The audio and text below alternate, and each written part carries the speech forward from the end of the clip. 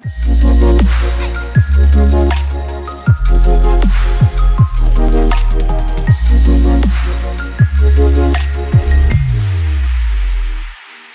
on se retrouve pour la rubrique C'est mon histoire. Aujourd'hui, j'ai le grand plaisir d'avoir avec moi le pasteur Jocelyne Goma. Bonjour, pasteur Jocelyne. Bonjour Evelyne, Vous allez bien? ça va très bien, merci, contente d'être là. Ah, bah, c'est un plaisir vraiment pour nous de vous recevoir, surtout dans cette rubrique C'est mon histoire, parce que moi j'ai le privilège de découvrir aussi une partie de votre témoignage de conversion qu'on va découvrir dans quelques minutes. Et oui. Et la francophonie ne connaît peut-être pas tout ce que vous avez vécu dans cette période justement de votre vie, que ce soit l'enfance et même après le début de l'âge adulte.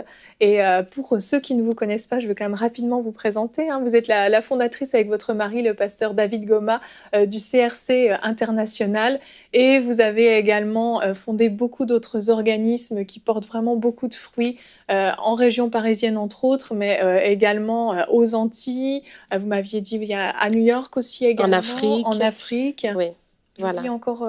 Eh bien, oui, en tout cas au Congo. Au Congo, c'est ça. Et puis il y a d'autres CRC qu'on est en train d'ouvrir dans les villes de provinciales, à Lille, à Caen, et puis à Reims. Wow. Voilà, et puis aussi Côte d'Ivoire. Enfin voilà, on se développe. Un beau ministère en pleine croissance. Voilà. Et aujourd'hui, donc comme je l'ai dit, vous nous racontez l'histoire de votre conversion. Vous êtes né dans une famille catholique où on vous a enseigné la croyance en Dieu, mais ça s'arrêtait un petit peu là en termes de connaissances. Et vers l'âge de 10 ans, vous avez vécu une expérience surnaturelle qui a vraiment marqué votre vie. Effectivement, donc j'avais 10 ans dans une famille catholique où il y a des pratiques évidemment d'idolâtrie. Et c'est vrai que à l'âge de 10 ans, j'ai eu un grand songe où j'ai vu le Seigneur Jésus. Et dans ce songe, donc c'était dans une salle, une très grande salle, et il n'y avait pas de statue. Et Jésus était là devant en train de distribuer la Sainte Seine avec le vin, chose qu'on ne fait pas dans l'église catholique. C'est vrai. Et là, j'étais là parmi cette foule en face de lui, et le Seigneur pose cette question à la foule: qui ira ôter les papiers de la paix sous le trône d'Hérode? Donc une question pour un enfant de 10 ans voilà, qui m'a marquée. Et beaucoup de personnes levaient la main. J'ai levé la main et le Seigneur m'a pointé du doigt en me disant: toi, tu iras et tu réussiras. Donc, je me suis vue dans ce songe, dans une deuxième partie où maintenant, il y avait une grande guerre. Et moi, j'avais été récupérée sous le trône d'Hérode les papiers de la paix. Donc, c'était une guerre avec des Romains. C'était vraiment... Et il y avait beaucoup de personnes qui s'accumulaient autour de moi, qui venaient après moi, et donc je les encourageais à tenir bon. Et puis donc j'avais les papiers de la paix, comme des grands rouleaux, de grands rouleaux, et j'avançais avec cette foule là qui était avec moi, et on avançait. Donc j'étais en tête, et nous sommes arrivés à un grand escalier avec des lumières. Nous avions tous une lumière, et au fur et à mesure, donc c'est comme un tri qui se faisait aussi. Et puis on est arrivé en haut de l'escalier, et là le Seigneur immense, magnifique, qui était au bout de l'escalier. Et c'est vrai que là, je voulais tout simplement rejoindre le Seigneur, me mettre avec lui, avancer vers lui. Et là, le Seigneur m'a dit: non, pas maintenant. Alors je dis: mais pourquoi Seigneur, je veux venir avec toi. Et le Seigneur m'a dit: non, parce que tu ne le peux pas. Et effectivement, évidemment, qu'est-ce qu'un enfant peut faire à l'âge de 10 ans? Qu'est-ce qu'un enfant peut comprendre? Mais cela m'a marqué.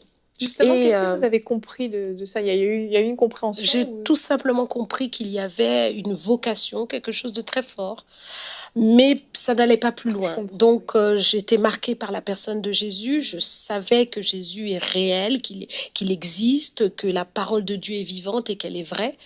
Et j'ai continué ma vie, comme toutes les jeunes filles. Et puis, à l'âge de 16, 17, 18 ans, j'ai commencé à expérimenter vraiment ce qu'on appelle la dépression.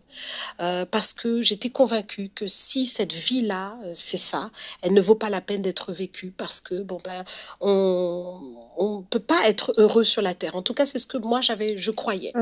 Et donc, à l'âge de 20 ans, Il s'est trouvé que j'avais vraiment cet esprit de suicide, en fait. Mais j'étais tellement convaincue que Dieu existe et qu'il m'a donné la vie, que je n'étais pas propriétaire de la vie qu'il m'avait donnée, que je ne pouvais pas me l'ôter. Et donc, pour moi, j'étais condamnée à vivre sur cette terre Mais tout en souffrant, en fait. tout en souffrant. Oh. Et donc, dans cette dépression, dans cette tristesse profonde, c'est là que le Seigneur est à nouveau venu me visiter. Et là, donc, tout simplement, j'avais mes amis avec qui nous avions nos habitudes et on devait aller sur les Champs-Élysées. Donc, j'étais à Paris. Ok. C'était à l'âge de 20 ans, là, À l'âge de 20 ans. Et nous étions donc, nous avions prévu de nous rencontrer ce jour-là. Et j'avais mis mon réveil à 8 heures pour me réveiller ce matin-là et commencer ma journée. J'ai éteint mon réveil, je suis restée allongée, je me suis dit, qu'est-ce que je fais? Est-ce que je continue de dormir? Est-ce que je me lève? Qu'est-ce que je fais? Et tout d'un coup, une présence est entrée dans ma chambre, très très puissante, qui m'a totalement paralysée. Et dans cette présence qui m'a paralysée s'est approchée de moi. Et là, cette présence donc qui s'est approchée, je ne pouvais plus bouger, je ne pouvais plus faire aucun mouvement. Et je sentais tout mon sang circuler, je sentais mon cœur battre, j'étais comme comprimée, exactement comme quand on prend la tension, hein, qu'on vous comprime. C'est exactement la sensation que j'avais. Et à ce moment-là, donc une voix profonde qui, très très forte, hein, quand on lit dans la Bible une voix comme des grandes eaux, c'est exactement ça. Et qui m'a dit, tourne-toi en pureté et en vérité vers Jésus-Christ, sinon tu périras. Wow. Donc, lorsque j'ai entendu cette voix me dire cela, je faisais tous mes efforts pour me retourner, pour voir quelle était justement cette voix qui me parlait, cette présence qui était à côté de moi et que je sentais très près, mais je ne pouvais faire aucun mouvement. Et ce n'est que lorsque cette présence est allée vers la porte que moi, plus la présence sortait et plus j'étais détendue. Et à ce moment-là, donc, j'ai pu tourner ma tête et j'ai vu une transparence d'apparence humaine qui mais vraiment comme une transparence, comme une onde, une onde, et qui a traversé la porte. Et là, je suis retombée dans un profond sommeil, mais immédiatement. J'ai été aspirée dans un sommeil. Et là, dans mon sommeil, je revois maintenant cet ange qui vient vers moi. Et donc, je vois son apparence. Et là, il vient vers moi, il se tient devant moi et il me regarde. Et là, je lui dis, mais c'est toi qui es venu me parler tout à l'heure et j'ai pas compris ce que tu m'as dit. Qu'est-ce que je dois faire? Qu'est-ce que je dois faire? Et là, il ne m'a pas parlé, il ne m'a pas adressé la parole, il m'a regardé avec amour, avec sourire et il a présenté ses deux mains comme cela. Et des pages sont venues comme en volant, des pages remplies d'écritures de type hébreu sont venues sur ses mains et il s'est penché 3 fois sur ces pages comme cela. Et donc, quand je l'ai regardé, c'était très clair dans mon esprit qu'il fallait tout simplement se pencher sur les Écritures.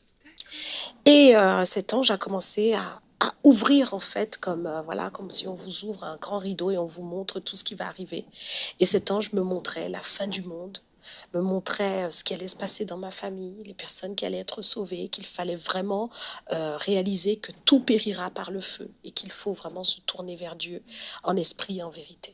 Et à la fin, donc, je me suis réveillée en me disant, bon, il va falloir que je me tourne en pureté, en vérité vers Jésus-Christ. Je ne sais pas comment faire, mais voilà. Et je me suis allée avec mes amis. Nous avons été au cinéma. Pourtant, je ne voulais pas, mais ils ont insisté. Je dis, mais j'ai vu un ange, je ne veux pas, je ne veux pas. Je suis mal, je ne peux pas faire ça. Ils m'ont dit, allez, Jocelyne, viens, viens, viens, ça va te faire du bien, détends-toi, on y va. Bon, on est allé. Ce n'était pas un bon film en plus, mais bref. Je leur ai dit, écoutez, continuez de vous amuser, mais moi, je vais rentrer chez moi. Et quand je suis rentrée chez moi, cette présence s'est à nouveau présentée la nuit, parce qu'il fallait bien que j'aille dormir. Et là, cet ange revient exactement dans la même manifestation. Et c'était quelque chose de très fort. Et quand il s'est présenté à côté de moi, là, je me suis dit, j'ai rien fait. Je me suis pas tournée en esprit, en vérité. J'ai rien fait. Je vais mourir, il va me tuer. Je sais pas ce que je vais faire. Et là, j'ai crié, Jésus, Jésus, Jésus. Mais 3 fois, très, très fort. J'ai crié, je pense que tout le bâtiment a dû entendre. J'ai dit, Jésus, sauve-moi. Et quand j'ai dit cela, j'ai senti 2 secondes peut-être plus tard, après avoir dit cela, comme si on versait en moi de l'eau, comme si j'étais un verre et qu'on versait de l'eau en moi. Je l'ai senti, cette eau couler. Et tout d'un coup, mon esprit s'est ouvert. J'ai pensé différemment. sur le moment. Cette présence était toujours là C'était la nouvelle naissance. et c'était la nouvelle naissance. Et j'ai pensé différemment. Je me suis dit, je ne suis plus obligée de mentir, de vivre une double vie. Je peux marcher avec Dieu. Je peux vivre cette vie pleine avec Dieu. Et une joie m'a envahie, qui m'a délivrée de toute cette tristesse, de toute cette dépression. Et j'avais maintenant Dieu avec moi. C'était très, très fort. Et donc, cet ange est maintenant parti. Et je suis restée avec cette présence du Seigneur et je commençais à lui parler et dans cette présence, donc, j'ai été baptisée du Saint-Esprit, des choses que je ne connaissais pas du tout. Mais tout ça, ça a été là. Et pendant 10 jours, j'ai vécu une expérience extraordinaire avec le Seigneur. C'est que j'ai entendu audiblement sa voix. Pendant 10 jours, le Seigneur s'est révélé à moi, m'a conduit dans les Écritures pour me dire, voici les ministères auxquels je t'ai appelé. Voici ce que tu feras pour ma gloire. Je t'ai appelé pour être ma servante, pour évangéliser, pour délivrer les captifs, pour pouvoir apporter ma lumière, pour les sortir des ténèbres, pour les sortir de la mort, pour annoncer toutes les choses desquelles tu seras témoin. Et le Seigneur m'a révélé dans sa parole les différents ministères auxquels il m'avait appelé, le ministère de prophétesse, le ministère de pasteur, le ministère de docteur, tous ces ministères qui se manifestent aujourd'hui dans ma vie. Donc j'ai tout noté parce que j'entendais, voilà, je ne connaissais pas la Bible, mais j'en avais une. Et donc, il me disait, va dans tel livre. Et je prenais des notes, exactement, va dans tel chapitre. Donc, j'entendais tout cela. C'était vraiment quelque chose de très, très fort. Donc, j'ai tout noté en croyant de tout mon cœur, mais sans savoir comment ces choses allaient se dérouler, se faire. Mais sur le coup, j'ai noté, j'ai vécu ces choses. Et puis, le Seigneur aussi, non seulement donc me révélait les ministères auxquels il m'avait appelé, les dons qui allaient être exercés, le don des guérisons, le don de discernement des esprits.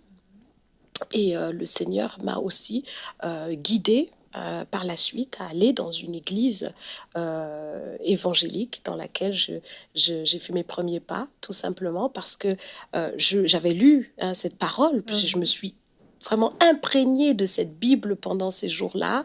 Et puis, j'avais des personnes de ma famille qui allaient à l'église évangélique, donc je me suis dit, bon, je vais finir par y aller. Moi qui me moquais de ceux qui y allaient. Ah oui, c'est vrai. Voilà. Oh. Et j'y suis allée. Quand j'ai entendu le pasteur qui prêchait, j'ai dit, mais c'est ça, c'est enfin ça, c'est vrai, c'est la Bible, c'est tout ça. Et donc, je me suis donnée au Seigneur. Et pour moi qui étais déjà baptisée dans le Saint-Esprit, attendre de pouvoir être baptisée d'eau, c'était une éternité. Donc, j'avais 6 mois à attendre dans cette église-là. Et pour moi, c'était une éternité puisque j'étais baptisée déjà dans le Saint-Esprit. Et c'est vrai que ça a été une aventure extraordinaire. Peu de temps après, le Seigneur m'a conduit à rentrer dans les choses. C'est-à-dire que d'un côté, j'entendais à l'église que la femme ne peut pas prêcher, qu'on ne peut pas faire ceci. Mais moi, j'avais vécu cette expérience très forte. Donc, j'ai éprouvé tout cela dans la prière, en invoquant vraiment le Seigneur pour bien comprendre quelle est sa pensée selon la parole de Dieu et selon aussi ce que j'avais reçu. Et effectivement, donc, peu de temps après, j'ai vécu des expériences très, très fortes. Dieu m'a conduit à aller dans les îles anglaises pour pouvoir commencer à rendre ministère, à rencontrer des personnes qui étaient dans le besoin. Et vraiment, Dieu s'est manifesté. Et puis voilà, j'ai rencontré plusieurs années plus tard mon époux avec lequel nous sommes dans le ministère. Et tout ce que le Seigneur m'avait dit se déroule sous mes yeux. Je suis marquée par la visitation du Seigneur régulièrement. Donc, je le connais, il me connaît.